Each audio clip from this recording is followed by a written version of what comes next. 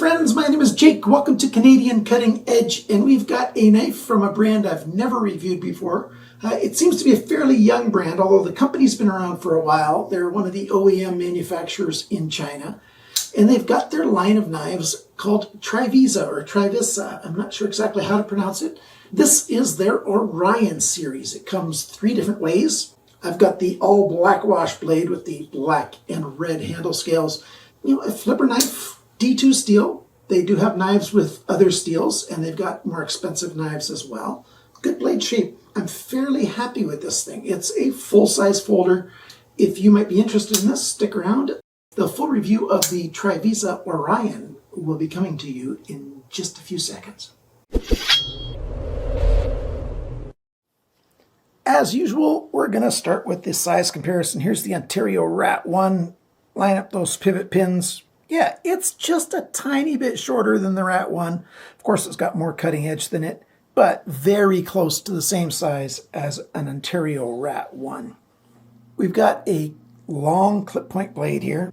Belly, very pointy tip here for puncturing things. Bit of a swedge up here. And instead of a fuller, we've got a series of 6 little ovals milled into the steel right there. And a little bit of a chamfer on the side. There's no jimping on the top of the blade. We get most of the thickness of the blade until right where my thumb is, and so the last little bit comes down, but it's not thick at the tip either. It's pretty good. It's a little bit thicker along the whole grind than I prefer, but not by much. Sharpener's choil, it's big enough, so I like that. Placement's good. The badging on this knife, you've got a little D2 right there. And on the other side, you've got the T for the Trivisa on the pivot pin. Back to the first side, it says Trivisa on the pocket clip. That's all the badging that's on there. I don't think that's crazy. I do wish that the pocket clip was just plain though, instead of having their brand name on there, but that's okay. We've got ball bearings in here, I believe. The alignment is right down the middle. The flipper's got a little bit of jimping on the front of it and works just fine for flipping the knife open. Just use a flipper the way you normally use a flipper. It's easy to use a lock release, even in the left hand. And that's because we've got a nice cutaway right here to get at the lock bar, and the lock bar's got a nice chamfer on it. Very comfortable to disengage that lock. I do appreciate it when they put a little chamfer or round over the edge of that lock release. Some companies don't do that, and it's not a bad thing. It's just, this is a better thing, so I quite like that. Lockup, the lockup is very good. It's almost exactly where I like it to be on a new knife. Quite happy with that. The handle, we've got 3D milled G10, because you can see the different colors coming through here. So it's thickest right along that black section right there. And it comes down gently, and the edges are just slightly chamfered. On the spine though, we've got a cove milled, and then there's a stop where the screw is here, and then another cove milled. And there's texture on the top of the edge right along there. So where your thumb goes, there's a little bit of extra grip there. And, you know, unless you have your thumb just straight over the top, if you have your thumb a little bit on the side, it does give you a little extra grip. So that's kind of nice.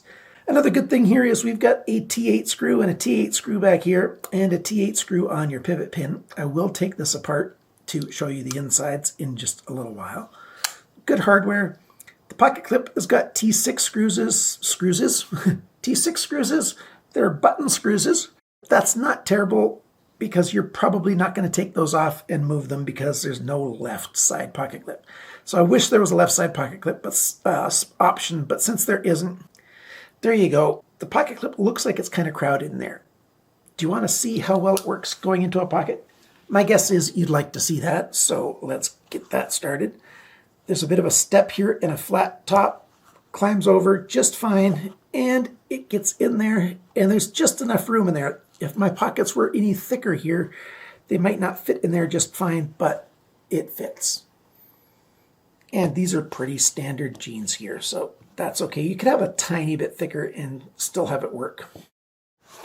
So the pocket clip, that's, yeah, pretty good. I don't mind that pocket clip.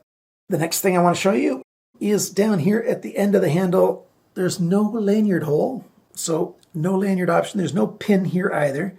We've got a backspacer in there.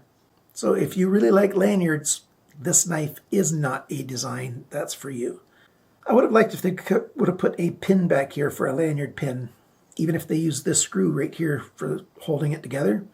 Because of the way the blade shape is, see how it comes back so quickly? There's enough in there that they could have milled out the G10 around there and just had a pin through there. And that would have been really nice for a lanyard option. All right, so that is how it's built. How well does it cut and perform? In my tests, it didn't cut terribly wonderfully, and that's because of the grind angles. I'll go over that in just a little while. I will sharpen it after I've taken it apart. And so after I take it apart, I'll tell you again how well it performs in the cutting tasks. But right now from the factory, it didn't cut terribly well because of the grind angles. Do you want to see how it's built? Let's show you the insides. So here it is taken apart. You can see there's a little bit of skeletonizing here, even on the working side. I wish they would have taken off a little bit more. I didn't show you the balance point. I guess I didn't need to take that center screw out because that screw is just a body screw. There's no pin through there. I should have noticed that. And there's your back spacer with an alignment pin. And there is a shoulder right here on the screw. So you can put it together without the back spacer if you'd prefer to not have the back spacer. You've got that option. And you've got the choice in that case to either put this pin back in there or not. Totally up to you. We've got ceramic ball bearings in phosphor bronze cages, which is quite nice. And that's about it. There's nothing super special. It is a D-shaped pivot pin that can't spin. So they've done that. I'm going to clean all this up and I'm going to put some of this Gunny Glide on there and see how good the action is afterwards. And I'm also going to sharpen it before I put it back together again so I can tell you how well it cuts after I've remedied the sharpening issue. The hardware, these are good quality screws. They're not the cheap soft screws. You know, there are button screws, but they're T8 and they're good quality. So fairly well made. It's sharpened now. Actually, this is a couple days later because things come up, things happen. Action is beautiful now. I've lubricated it with my Gunny Glide. There's no blade play side to side up and down, but if I get it just a little over halfway, well, I can't quite see it at this angle, but yeah, it wants to shut. It's not super drop shutty, but it's very smooth. I'm quite happy with that. And I told you I was going to say the balance point. That's right there. Like if they would have skeletonized it, they could have brought it a little bit over, but it's pretty good balance point the way it is. Now let's do all the specs, measurements, and such. 139 grams for this knife, 4.9 ounces. Yeah, it's not a small little thing. And the factory sharpness was 145 best, so very close to average. It still didn't cut all that well through thicker stuff, primarily because the grind angles were just a little bit too, blunt. They needed to have more of a angle to them, less of an angle. And 18 degrees per side now, and it goes really well. By the way, when I sharpened it, I realized this D2 is a very hard D2, so hopefully it doesn't chip. It didn't chip in any of my testing. Measurements for dimensions. The length of the cutting edge is 92.1 millimeters, 3.63 inches. The length of the blade tip to the closest spot on the handle, 91.5 millimeters, 3.6 inches. The thickness of the blade, 3.75 millimeters, 0.1475, so a good bit over an eighth of an inch. The blade depth, the widest point, 21.7 millimeters, 1.07 inches. How thick was it behind the grind? Measured in 3 places. The average was 0.53 millimeters, 21 thousandths of an inch. I generally say I want it to be 20 thousandths or less. So it's just a tiny bit thicker than I prefer. At the tip, it is thinner than 21 thousandths. That's where it's the thinnest point. So I don't know if that makes the tip too weak, but I didn't have any problems with the tip in my testing. Now for the grind angle. The grind angle from the factory, this side's got an average of 24.7. This side's got an average of 23.9. This side started at 24.6 degrees, went to 23.3, 1.3 degrees of change on that side. This side was worse.